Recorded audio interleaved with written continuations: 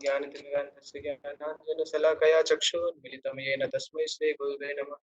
श्रीचैतन्यमनोभीष्टं स्थापितं येन भूतले स्वयं रूपकदा मह्यं ददाति स्वपदान्तिकम्। वन्देऽहं श्रीगुरो श्रीयुतपदकमलं श्रीगुरुन् वैष्णवांश्च श्रीरूपं साग्रजातं सहगण रघुनाथान्वितं तं सजीवं साद्वैतं सावधूतं परिजनसहितं कृष्णचैतन्यदेवं श्रीराधाकृष्णपादान् सहगण ललिता श्रीविशाखान्वितंश्च नमो विष्णुपादाय कृष्णपृष्ठाय भूतले श्रीमते भक्तिवेदांत स्वामी नामिने नमस्ते सारस्वते देवे गौरवाणी प्रचारिणे निर्विशेष शून्यवादी पाश्चात्य देशधारिणे नमो महावदन्याय कृष्ण प्रेम प्रदायते कृष्णाय कृष्ण चैतन्य नामने गौरवसे नमः।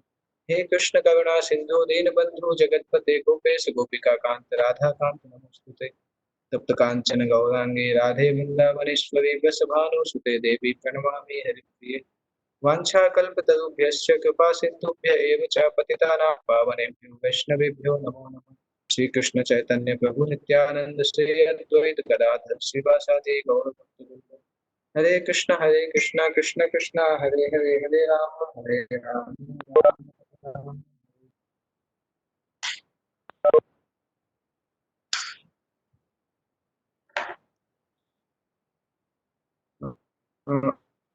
आज हम एक नया चैप्टर चालू करने वाले थे। कल हमने क्या डिस्कस किया था, कोई बता सकते हैं?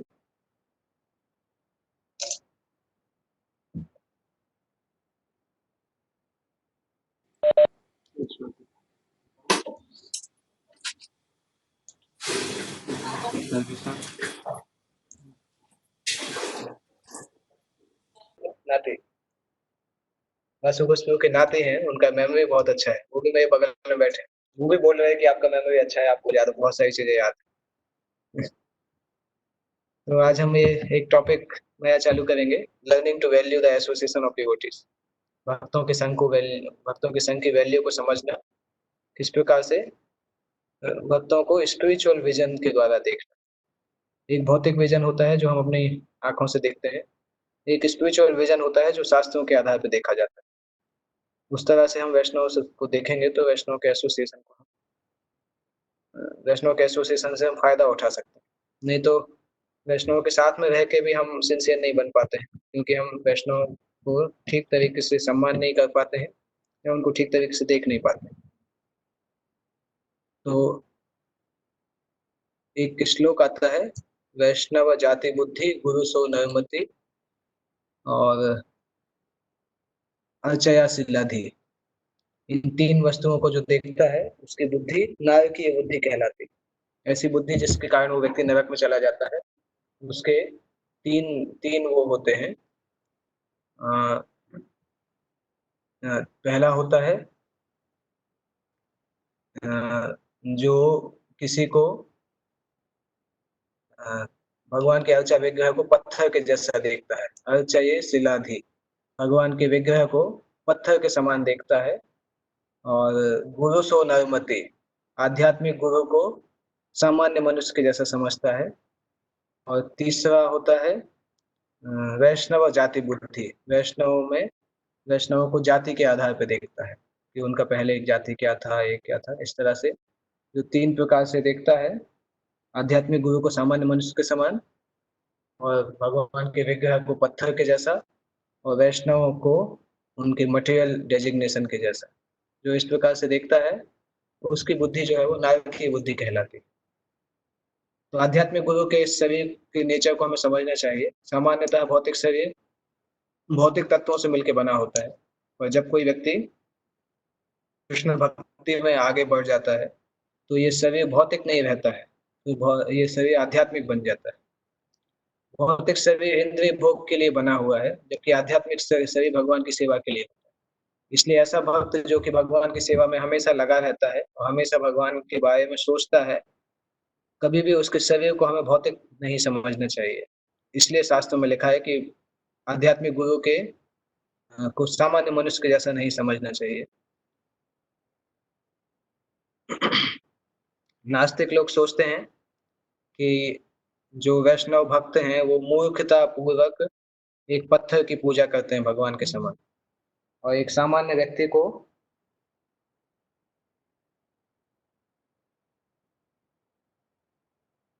हाँ हाँ, एक सामान्य व्यक्ति को वो भगवान की तुलना करते हैं। आध्यात्मिक गुरु के शरीर को भी वो भगवान के समान, मतलब आध्यात्मिक आध्यात्मिक व्यक्ति के शरीर जो है उसको नास्तिक लोग जो है वो भौतिक मानते हैं। जबकि वास्तविक फैक्ट है कि भगवान कृष्ण की शक्ति के कारण, भगवान कृष्ण की कृपा के कारण विग्रह जो कि यद्यपि पत्थर से बना हो सकता है, परंतु विग्रह स्वयं भगवान होते हैं। और आध्यात्मिक गुरु का शरीर भी आध्यात्मिक होता है, क्योंकि भगवत गीता में इसका प्रमाण है। कोई बता सकता है कि भगवत गीता में ऐसा कौन सा श्लोक है जहाँ पे लिखा है कि जो व्यक्ति शुद्ध भक्ति में लगता है वो दिव्य स्थिति में पहुंच जाता है? किसी को याद है ऐसा श्लोक?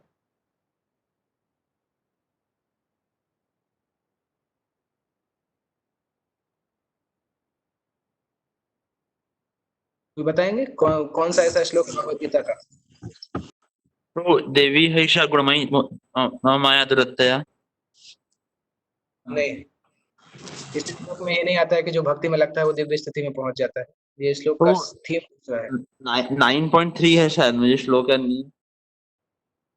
9.3 श्लोक है। अ,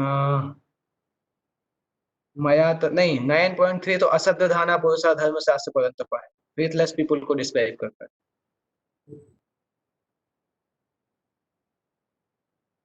आप सभी को याद है श्लोक? अगर मैं एक लाइन, थोड़ा सा लाइन बताऊंगा तो आप पूरा श्लोक बोल देंगे। वो 9.13, सॉरी। 9.13 कौन सा है? महात्मा नास्तु कौन महात्मा नस्तु मां पार्थ दैवं प्रकृतिमाश्रिता। हाँ। उसमें महात्माओं का लक्षण बताया जा रहा है। ये नहीं बताया जा रहा है जो भक्ति में लगते हैं वो तीनों गुणों से ऊपर आ जाते हैं, दिव्य हो जाते हैं।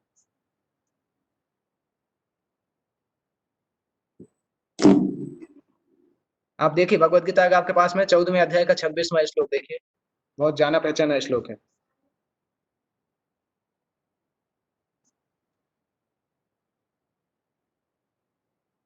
मिला? Chapter 14 text 26। जी प्रभु। बताइए।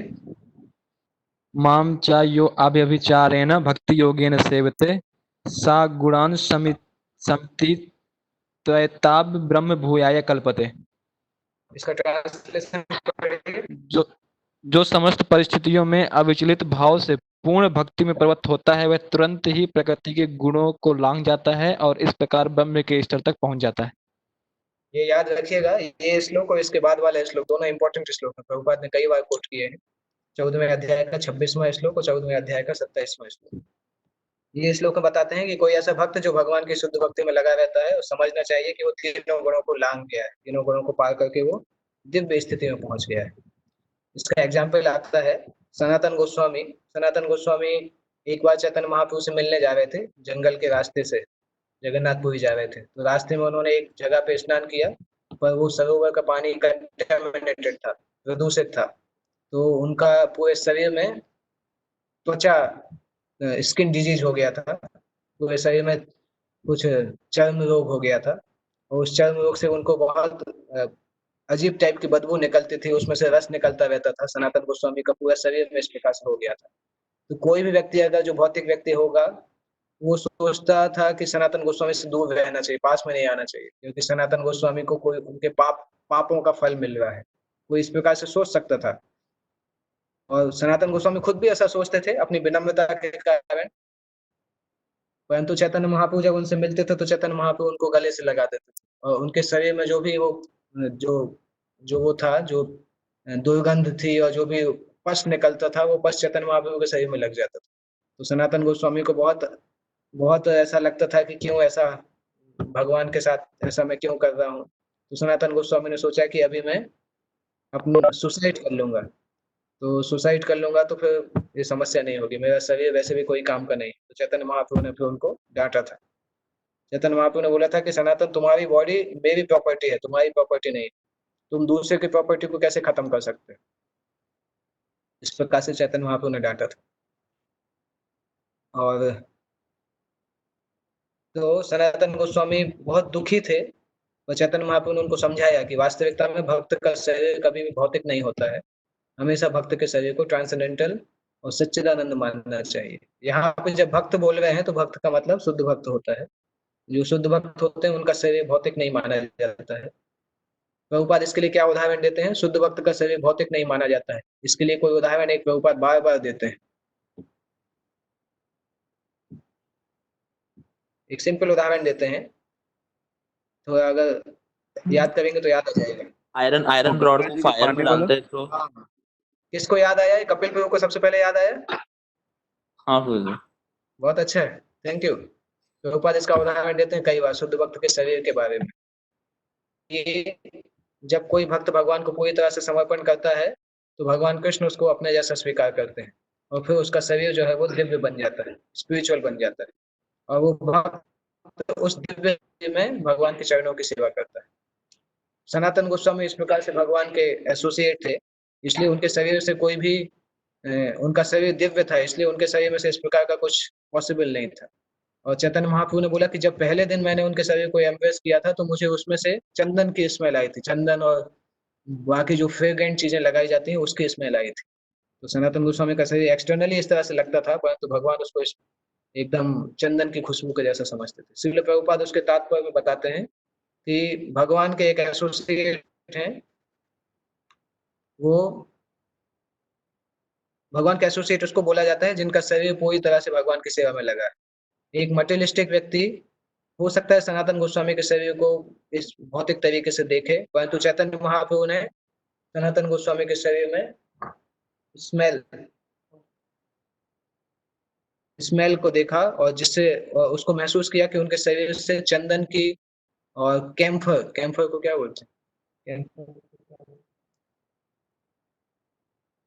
कैम्फर आप लोग समझ गए ना, चंदन अगरू कैम्फर, इसकी स्मेल आती थी।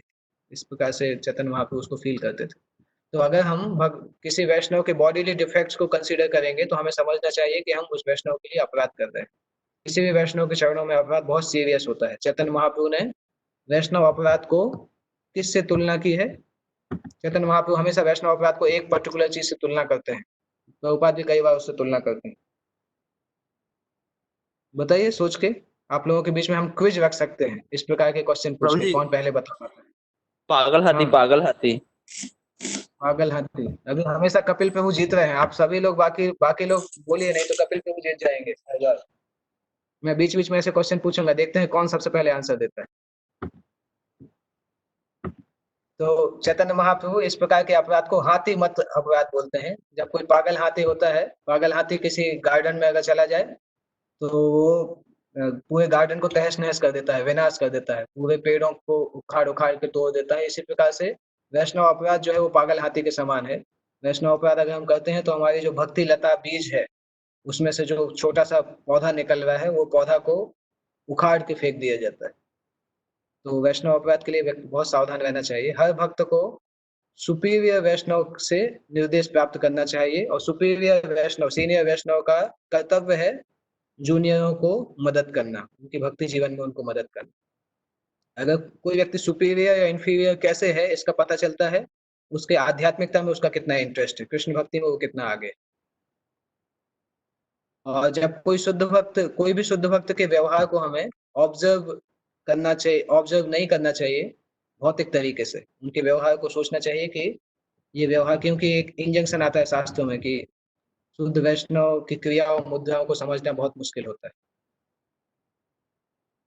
इसलिए शुद्ध भक्त को हमें एक्सटर्नली देखने से बचना चाहिए। शुद्ध भक्त के इंटरनल फीचर्स को हमें देखना चाहिए और समझना चाहिए कि कैसे वो हमेशा भगवान की दिव्य प्रेम भक्ति में लगे।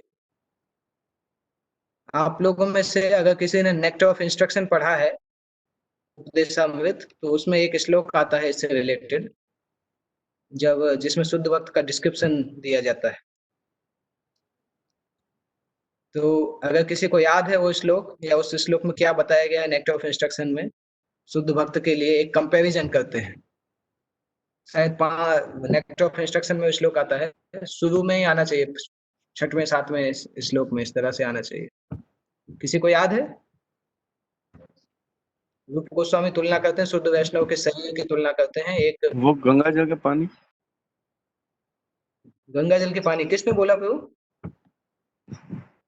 दिव्यराज मैंने प्रभु ने। प्रभु। ओ नाइस, थैंक यू। अच्छा अच्छा है आपने, क्योंकि ये कौन सा 6वां श्लोक है कि 7वां श्लोक है? वो तो प्रभु शायद याद 6वां, नहीं मुझे। मैंने शायद 6वां श्लोक होना चाहिए, मैं खोल के देखूंगा तो याद आएगा। और उसमें तुलना की जाती है कि शुद्ध भक्त के शरीर को गंगा जल के समान देखना चाहिए। कई बार जब बरसात का सीजन आता है तो गंगा जल में और भी गंदी वस्तुएं मिलती हैं और उसमें से फोम भी निकलती है पानी में से। परंतु उसके पानी में से फोम निकलने का ये मतलब नहीं कि गंगा जल प्रदूषित हो चुका है। उसी प्रकार से शुद्ध छठवां भक्त का श्लोक। शरीर कई बार हमें भौतिक तरीके से दिखाई दे सकता है कि उनको कुछ बीमारी है, कुछ है, परंतु वो गंगा जल के समान ही शुद्ध रहता है। शुद्ध भक्त अपने कर्मों को नहीं भोगते हैं, उनके पीछे उनके पाप कर्म नहीं होते हैं, भगवान का प्लान होता है किस प्रकार से भगवान उनकी ग्लोरीज को सेट करना चाहते हैं।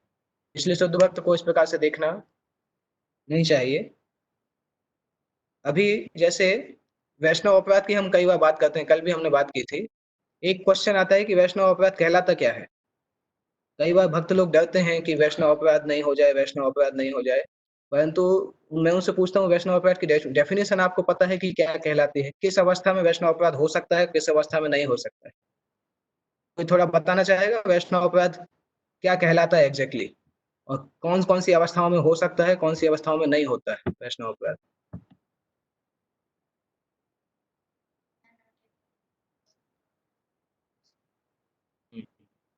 अच्युत प्रभु ने एक उत्तर दिया कि जब भक्तों को कुछ बोलने में समस्या हो तो उनका उनके उनसे जोक करना, हाँ, ये वैष्णव अपराध में आता है। और कोई बताएंगे वैष्णव अपराध मेनली क्या कहलाता है?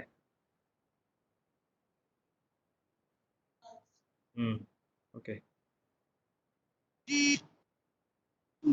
प्रभु वैष्णव को जब हमारी बातों से दुख होता है, उनकी आज्ञा का पालन नहीं करते हैं, तो ऐसा वो अपराध हो जाता है। अगर नहीं करेंगे तो ओके।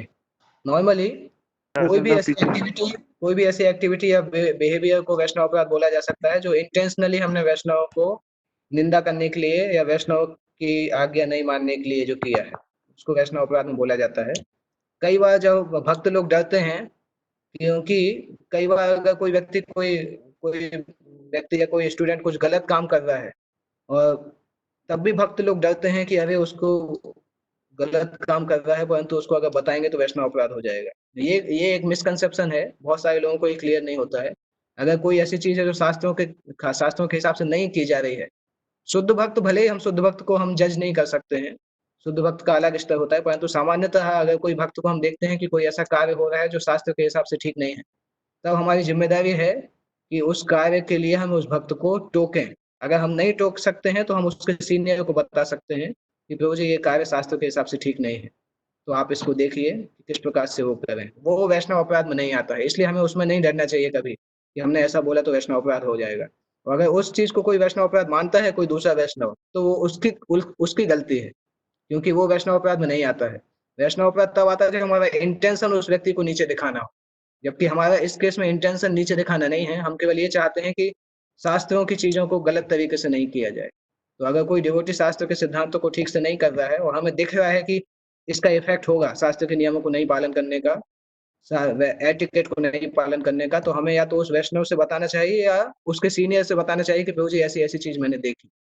अगर हम इतना करेंगे तो वैष्णव अपराध नहीं होगा, परंतु इसके आगे अगर हम जाएंगे, हम सब लोगों को बुला के बोलेंगे देखो देखो उस व्यक्ति ने वो डिवोटी ने ऐसा किया, उसके साथ ऐसा है, तब वो वैष्णव अपराध में आने लगे।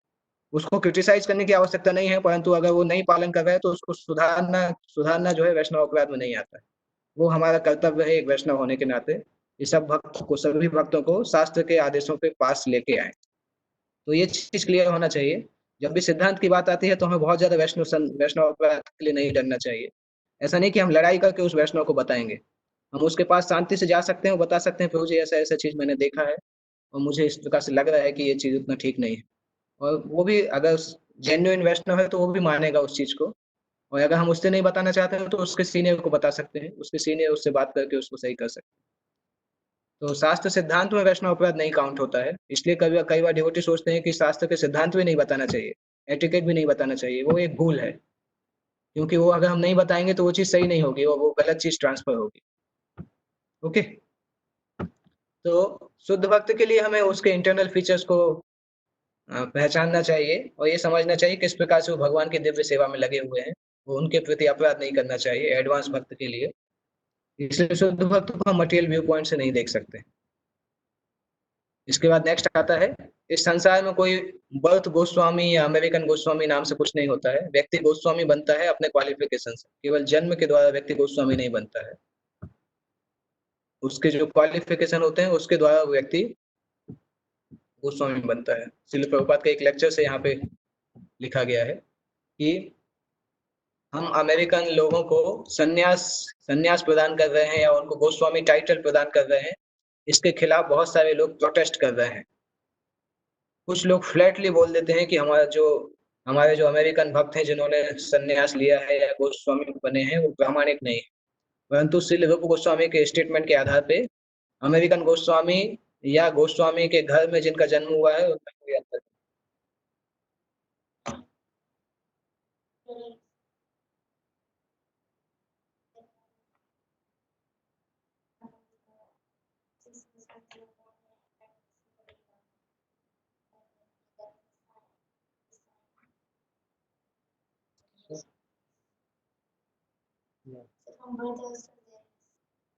देयर इज द क्वेश्चन कि जो गोस्वामी और भगवान के भक्तों का जन्म होता है, चैतन्य महाप्रभु का जन्म होता है, तो उनके जन्म के सिम्टम से पता चल जाता है। उनके हाथ बड़े बड़े होते हैं, भुजाओं घुटने के नीचे तक जाते हैं, आजानुलंबित भुजौ बोला जाता है। तो जन्म भी एक क्राइटेरिया होता है। जन्म एक क्राइटेरिया होता है वैदिक समय में हमेशा, परंतु जन्म केवल एक उतना ऐसा नहीं होता है कि जन्म ऑल डिसाइडिंग फैक्टर है। अगर किसी का उस प्रकार से जन्म नहीं मिला है तब भी वो क्वालिफिकेशन अचीव करके उस जगह पे पहुंच सकता है। वही प्रभुपाद यहाँ पे बता रहे हैं कि चाहे अमेरिकन गोस्वामी हो, चाहे आचार्यों की फैमिली में जिस गोस्वामी का जन्म हुआ है, उन दोनों में कोई अंतर नहीं। और दूसरी तरफ जो ऐसा भक्त है जिसको गोस्वामी टाइटल मिला है परंतु उसके माता पिता ब्राह्मण नहीं है या वो गोस्वामियों के वंश में जन्म नहीं हुआ है, उस भक्त को भी आर्टिफिशियली घमंड नहीं होना चाहिए कि अभी वो गोस्वामी बन गया है। क्योंकि जो गोस्वामी बनता है उसका लक्षण है कि वो व्यक्ति बहुत विनम्र हो जाता है, वो अपने मन और इंद्रियों को नियंत्रित कर लेता है। उसका मन कभी भी उस प्रकार से धोखा नहीं देता है कि वो बहुत बड़ा भक्त बन गया है। तो ऐसे भक्त को हमेशा सोचना चाहिए कि जैसे ही कोई व्यक्ति भौतिक भौतिक घमंड में आगे आता है तुरंत उसका पतन चालू हो जाता है। ये कृष्ण भक्ति का जो संस्था है ये एक दिव्य ज्ञान है और इस संस्था में ईर्ष्या का कोई रूप नहीं है। प्रभुपाद बता रहे हैं यहाँ पे कि हमारे इस्कॉन संस्था में ईर्ष्या का कोई मतलब नहीं है। अगर हम ईर्ष्या करते हैं दैट मीन्स अभी भी हम इस्कॉन संस्था के अंदर पूरी तरह से एंटर नहीं हो पाए हैं। बाहर से हमें हो सकता है कि हमें लगे कि हम इस्कॉन में हैं, परंतु ईर्ष्या के कारण हम वैष्णव को अप्रिशिएट नहीं कर पाते हैं। ईर्ष्या के कारण हम किसी को नीचा दिखाने की कोशिश करते हैं। कई बार ऐसा होता है, जैसे ईर्ष्या के कुछ कुछ सिम्टम हैं। जैसे मान लो कोई एक भक्त दूसरे भक्त से ईर्ष्या करता है, तो उस एक भक्त की भागवतम क्लास हुई और क्लास के बाद सब भक्त उसकी तारीफ कर रहे हैं, देखो प्रभु ने कितनी अच्छी क्लास दी। और ये भक्त आएगा और आके बोलेगा अरे क्या क्लास दी, वो तो रटी रटाई चीज बोली, कल ही तो वो तैयार कर रहा था, उसको कुछ ज्यादा आता नहीं, वो तो रट के आया और बोल दिया। तो ये उस भक्त का ईर्ष्या का लक्षण है। उसको उस भक्त की प्रशंसा महसूस सहन नहीं हो पाती, इसलिए वो ईर्ष्या करता है। ईर्ष्या का एक और लक्षण होता है, व्यक्ति इनसिक्योर होता है। इनसिक्योर मतलब उसको लगता है कि अगर दूसरा व्यक्ति आगे निकल जाएगा तो शायद मेरा स्थान चला जाएगा, सब लोग उसी की प्रशंसा करेंगे, मुझे कोई नहीं देखेगा। तो ये भी एक गलत कॉन्सेप्ट है, क्योंकि हमें पता होना चाहिए भगवान के लिए सभी की सेवाएं सेम है। हम जो भी सेवा करेंगे भगवान उसको स्वीकार करने वाले हैं। हो सकता है हमारे सीनियर उसको नहीं देख पाए, हो सकता है मंदिर की अथॉरिटी नहीं देख पाए, परंतु ये तो श्योर है कि श्रील प्रभुपाद और भगवान देखने वाले हैं। और जब श्रील प्रभुपाद और भगवान देख रहे हैं तो फिर और कोई चीज और कोई चीज की हमें कमी नहीं है, फिर हमारे लिए सब कुछ चीज अचीव हो गया है। तो एक तो दूसरे को नीचे दिखाना ईर्ष्या का लक्षण होता है, दूसरा इनसिक्योरिटी ईर्ष्या का लक्षण होता है। ईर्ष्या के और भी लक्षण होते हैं एक्चुअली, उसके ऊपर मैं अपना एक वीडियो बनाने का सोचा है मैंने, किस प्रकार से ईर्ष्या के क्या क्या सिम्टम होते हैं, कैसे उस पहचाना जा सकता है कि किसी व्यक्ति के अंदर ईर्ष्या है और कैसे ईर्ष्या को दूर किया जा सकता है। बहुत सारे सिम्टम्स हैं ईर्ष्या के, साइड सिम्टम्स बोले जाते हैं। तो ये कृष्ण भक्ति ऐसे लोगों के लिए है जो कि ईर्ष्या से पूरी तरह से फ्री है। परमं निर्मत्सराणाम सताम, इसलिए व्यक्ति को ईर्ष्या नहीं करना चाहिए, स्पेशली एक भक्त को दूसरे भक्त से ईर्ष्या नहीं करना चाहिए। जैसे ही कोई व्यक्ति ईर्ष्या करता है तुरंत वो अपने अपने स्थान से पतन होने लगता है। तो यद्यपि हो सकता है शुद्ध भक्त का ब्राह्मण या गोस्वामी फैमिली में जन्म नहीं हुआ हो, परंतु अगर वो भगवान की सेवा में लगा है तो उसको नेग्लेक्ट नहीं किया जा सकता। जैसे श्रीपाद रामानुजाचार्य के एक गुरु थे, वो शुद्ध भक्त थे महापूर्ण के नाम से, परंतु वो ब्राह्मण फैमिली से नहीं थे, शूद्र फैमिली से थे।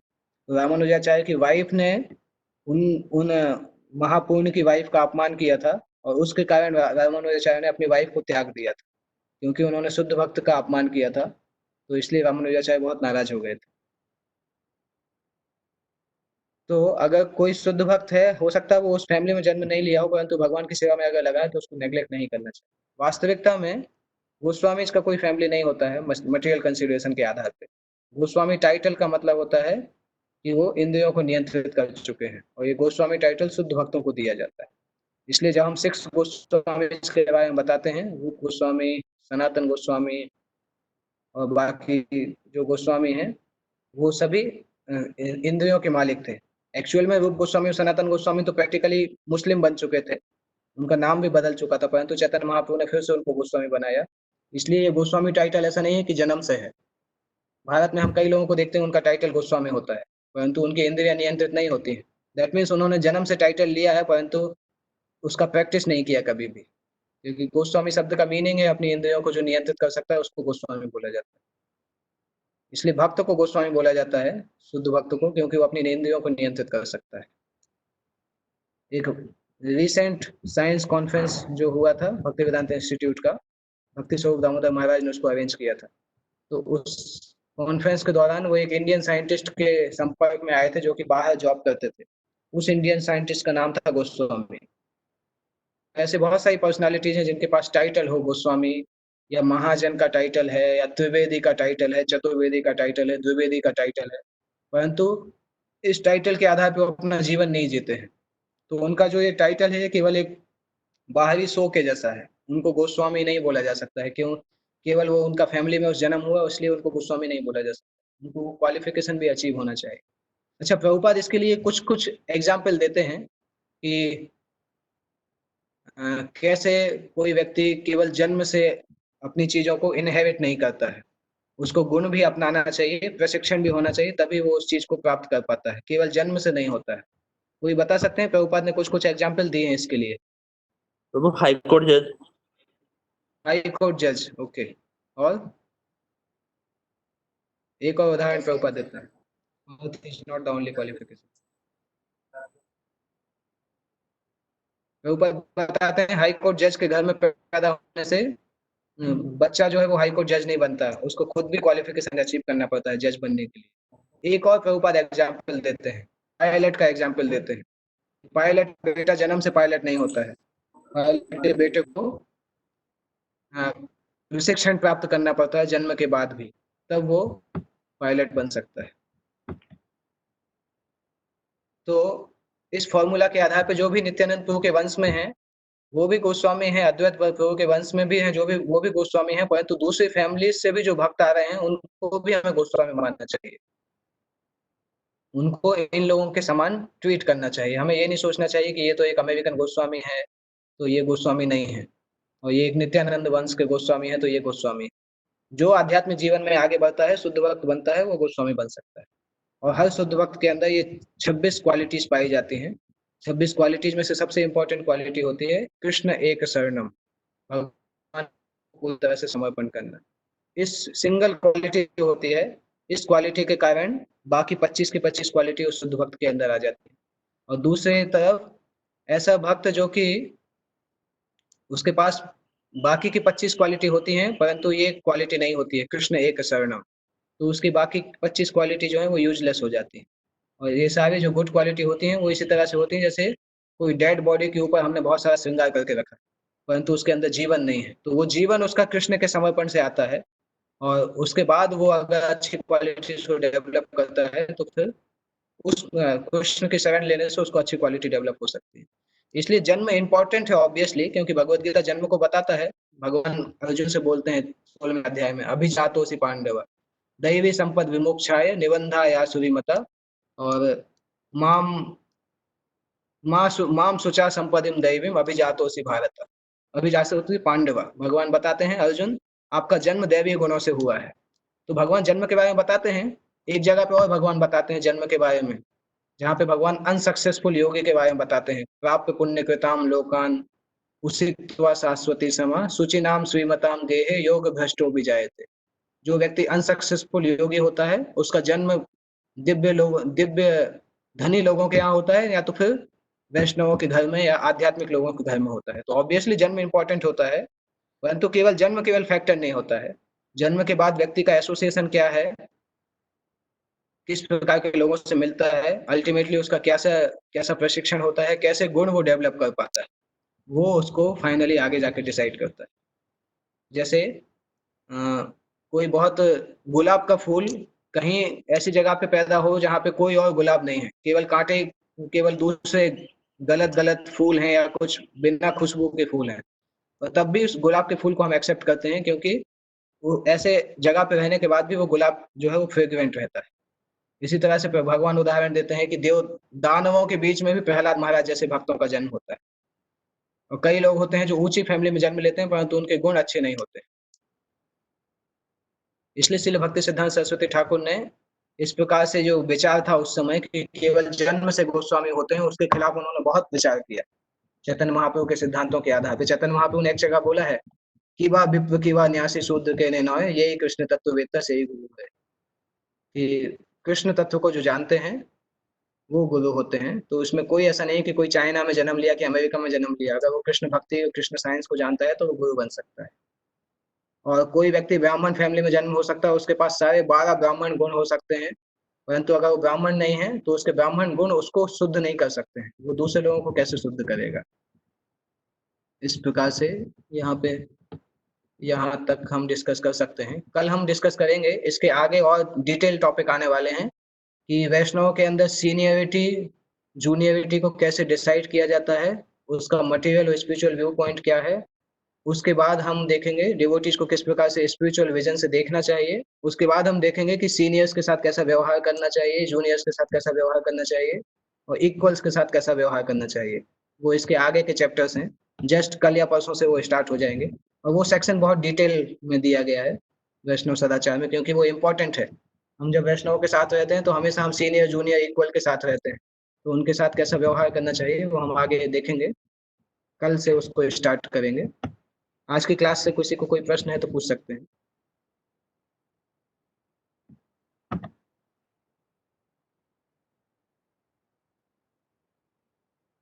ओके, कोई प्रश्न नहीं है। हरे कृष्णा प्रभु। यस प्रभु। प्रभु मेरा प्रश्न ये है कि कभी कभी हम ये ऑब्जर्व करते हैं, देखते हैं कि कुछ डिवोटीज में अच्छी क्वालिटीज होती है, पर हम उनको वो उनका मतलब वो उस क्वालिटी से ग्लोरीज लेना चाहते हैं, तो हमको उनका ग्लोरीफाई करना चाहिए, क्योंकि ये देखते हैं अगर उनको ग्लोरीफाई कर दे तो उनका जो एक प्रकार से अहंकार है वो बढ़ जाएगा। तो उनका अगर वो चाहते हैं कि हमारी ग्लोरीज कोई करे, या फिर हमको वो बताते हैं कि मैंने ये अच्छा काम किया है या फिर मैंने ये किया है, मतलब अपनी ग्लोरीज खुद बता रहे हैं, तो उसको हमको और ग्लोरीफाई करना चाहिए क्या, या फिर ये अगर नहीं करते हैं तो अपराध हो जाएगा? दो प्रकार से होता है, इसमें दो कंसिडरेशन है। एक तो है कि कई बार हमने देखा है ना कि फैमिली में भी अगर कोई भाई अच्छा काम करता है तो वो घर में आके बताता है कि मम्मी मैंने इस तरह से किया, या भाई को बताता है। तो कई बार डिवोटी जब दूसरे को बताते हैं कि मैंने ये किया, तो कई बार वो अपनी ग्लोरीज बताने के लिए नहीं करते हैं कई बार, और वो उस भक्त के साथ शेयर करना चाहते हैं, क्योंकि हर व्यक्ति का कुछ ना कुछ इंटीमेट कनेक्शन होता है जिसके साथ वो अपनी सब चीजें बताना चाहते हैं। जैसे मेरे साथ अगर कभी कुछ अच्छा होता है, कुछ अच्छा प्रचार होता है, तो मैं विजेंद्र कृष्ण को फोन करके बताता हूँ। तो ये नेचर है कई बार भक्तों का, उसमें वो ग्लोरीज नहीं चाहते हैं, वो शेयर करना चाहते हैं जिससे कि दूसरे भक्त भी उनको इंस्पायर करें, दूसरे भक्तों को भी इंस्पिरेशन मिले। तो अगर वैसा है तो ठीक है। हमारे जीवन में कुछ ऐसे फ्रेंड्स होना चाहिए जिसके साथ हम अपने सुख और दुख को शेयर कर सकते हैं किसी भी लिमिट तक। परंतु अगर हम देख रहे हैं कि उस भक्त का स्वभाव ये है कि वो हमेशा अपनी ग्लोरीज बताता है कि मैंने इस तरह से किया, इस तरह से किया, तो वो उस भक्त के जीवन के लिए अच्छा नहीं। उसके लिए एक दूसरा उदाहरण आता है रामायण में। कौन से तो राजा थे, भागवत में भी आता है उदाहरण। मुझे राजा का नाम ययाति, राजा ययाति जो थे, वो उन्होंने बहुत पुण्य के कार्य किए थे और वो स्वर्ग लोक में जाने के हकदार थे। पर इंद्र को उतना ज्यादा एक्सेप्ट नहीं था। तो जब वो स्वर्गलोक के गेट पे पहुंचे तो इंद्र ने उनसे पूछा कि आपने क्या क्या कार्य किया, कैसे आप यहाँ पे आए। और जब उन्होंने इस तरह से पूछा तो ययाति महाराज ने अपने पुण्य कार्य बताना चालू किए। और जब जैसे वो पुण्य कार्य बता रहे थे तो उनके पाप, उनके जो उनकी जो शक्ति थी वो क्षीण होती जा रही थी। और अपनी ग्लोरीज बताते बताते जब वो शांत हुए तो फिर से उनके सारे पुण्य खत्म हो गए। तो ये समझना चाहिए कि जब भी हम अपनी प्रशंसा करेंगे तो हमारी भक्ति का लॉस होगा। तो उस भक्त के लिए अच्छा नहीं है इस प्रकार से सोचना।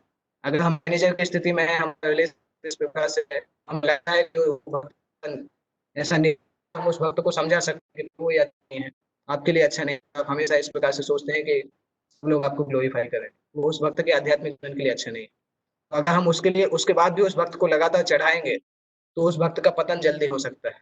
और हम उस पतन में भी थोड़ा कार्य करेंगे, इसलिए उसको चढ़ाना नहीं चाहिए। अगर किसी के पास ऐसा हम देख पा रहे हैं कि ऐसा कोई घमंड के जैसा है उसके पास, तब हमें उसकी मदद करनी चाहिए, उसको नई प्रशंसा करके, अगर हम उसके वेल विशर हैं। और सुधारने की कोशिश करना चाहिए रिलेशनशिप के बाद। और अगर वो केवल एंथुजियास्टिकली शेयर कर रहा है हमें अपना फ्रेंड के जैसा मान के, एक्चुअली उसमें आ जाता है भक्त के समझ में आ जाता है।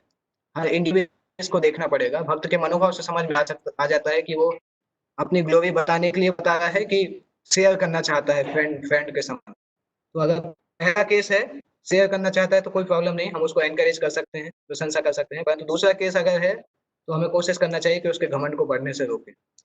ठीक है, ओके, कोई और प्रश्न है?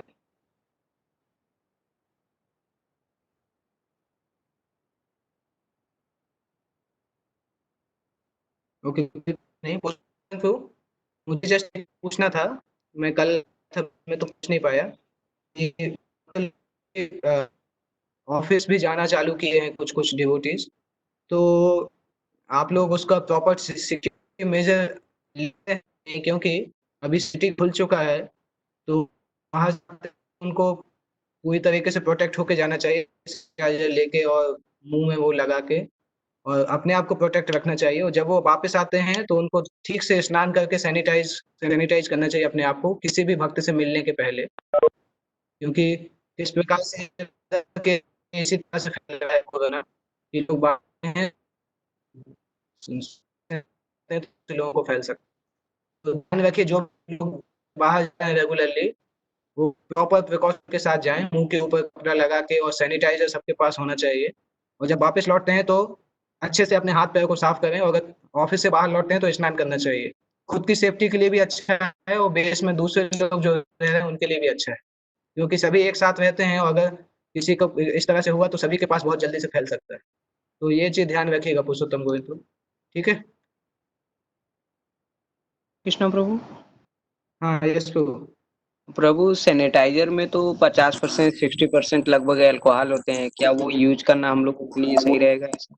या सोप यूज अभी कर उसके सकते हैं, बारे वो हैंड वॉश वगैरह आता है? जनरली जनरली ये इमरजेंसी जैसा सिचुएशन है, इस समय उपयोग किया जा सकता है। अगर आप देख सकते हैं हैंड वॉश से, अगर अगर साइंटिस्ट या लोग बोल रहे हैं मेडिकल डॉक्टर के हैंड वॉश से वो उसके जीवाणु चले जाते हैं तो कोई प्रॉब्लम नहीं, हैंड वॉश यूज करिए। परंतु मैंने सुना है कि एल्कोहल 50% से ज्यादा होना चाहिए तभी उसका जीवाणु मरता है। तो ये इमरजेंसी सिचुएशन है, तो इस समय पे यूज कर सकते हैं, सामान्यतः यूज नहीं करना चाहिए हमें। परंतु चूंकि उस वायरस की कोई दवाई नहीं है, एक बार वायरस लगने के बाद फिर व्यक्ति की इम्यूनिटी पे डिपेंड करता है, इसलिए हम ज्यादा ध्यान रखेंगे तो अच्छा रहेगा। ओके। अगर आपके पास कोई सब्स्टिट्यूट है, कोई मेडिकल डॉक्टर इस तरह से बताता है कि कोई और चीज से हो जाता है तो यूज कर सकते हैं उसको। और अगर नहीं है तो इसको फिर एटलीस्ट जब तक बीमारी का समय चल रहा है तब तक यूज करना पड़ेगा। अभी तक तो क्या था कि लोग बाहर नहीं जा रहे थे, परंतु अभी जैसे जैसे धीरे धीरे खुल रहा है तो लोग बाहर जा रहे हैं, वो बाहर से फिर लौट के भी आएंगे। ओके, ओके प्रभु। ठीक है, इसके आगे कल हम डिस्कस करेंगे आगे के सेक्शन में। जगत गुरु श्रील प्रभुपाद की जय।